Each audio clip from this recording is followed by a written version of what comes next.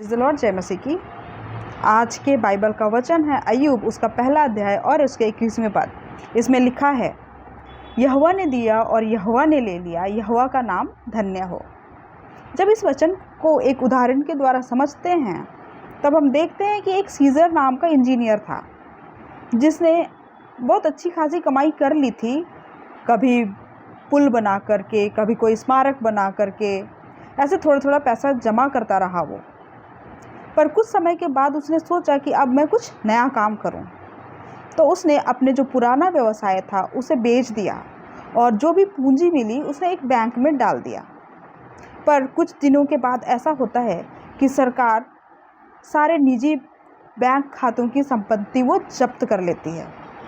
तो इसने जो भी पूंजी जमा किया था उस बैंक में, वो सारा पैसा उसका चला जाता है सरकारी खाते में।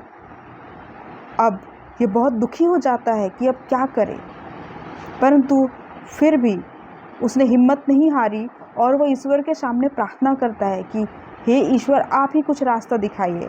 वो अपना सब कुछ ईश्वर को सौंप देता है, अपनी जो स्थिति थी, परिस्थिति थी, वो ईश्वर को सौंप देता है।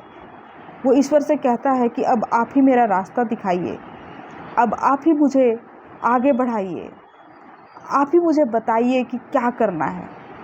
इस तरह से वो फिर से एक नई शुरुआत करता है, फिर से धीरे धीरे करके वो काम करके अब पैसा जमा करता रहता है और धीरे धीरे उसका काम अच्छा चल पड़ता है। इसी तरह जब हम बाइबल में देखते हैं अय्यूब की कहानी में भी हम देखते हैं कि अय्यूब भी सब कुछ खो चुका होता है, सारी संपत्ति, बच्चे, सब खो जाता है उसका। पर फिर भी वो ईश्वर पर भरोसा करता है और ऐसा नहीं है कि उसने कोई पाप किया हो, उसने कोई गुनाह किया हो। और ये सब होने के बाद भी उसने परमेश्वर को कभी दोष नहीं दिया। वो ये कहता है कि मैं अपनी माँ के पेट से नंगा निकला और नंगा लौट जाऊंगा, यहोवा का नाम धन्य है। तो इस तरह देखें कि वो कभी भी ईश्वर के विपरीत नहीं जाता, ईश्वर को कुछ कोसता नहीं है कि आपने मेरे साथ ऐसा क्यों किया। उसे जो भी उसने कुछ खोया था, ईश्वर ने उसे लौटाया, उसे बहुत सारी आशीषें दी। तो इस तरह वो सब कुछ खो करके भी सब कुछ पा लेता है। इसी तरह सीजर भी, वो भी सब कुछ खो चुका होता है, आर्थिक स्थिति उसकी भी उतनी अच्छी नहीं हो पाती, पर फिर भी वो समझ जाता है कि दुनिया में धन जमा करने का कोई फ़ायदा नहीं है।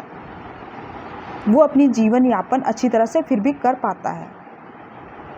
तो मेरे प्यारे भाइयों और बहनों, क्या आपने भी अपने जीवन में कभी हानि का अनुभव किया? अगर आपने हानि का अनुभव किया तो आपने क्या किया? क्या आप फिर भी लगातार ईश्वर की स्तुति आराधना करते रहे, ईश्वर की उपस्थिति में आप रहे?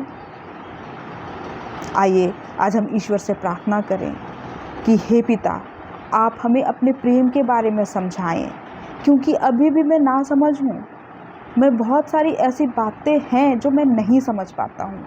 हमें ईश्वर आप बुद्धि दें ताकि हम भी अपने जीवन को अच्छी तरह से गुजार पाएं। धन्यवाद।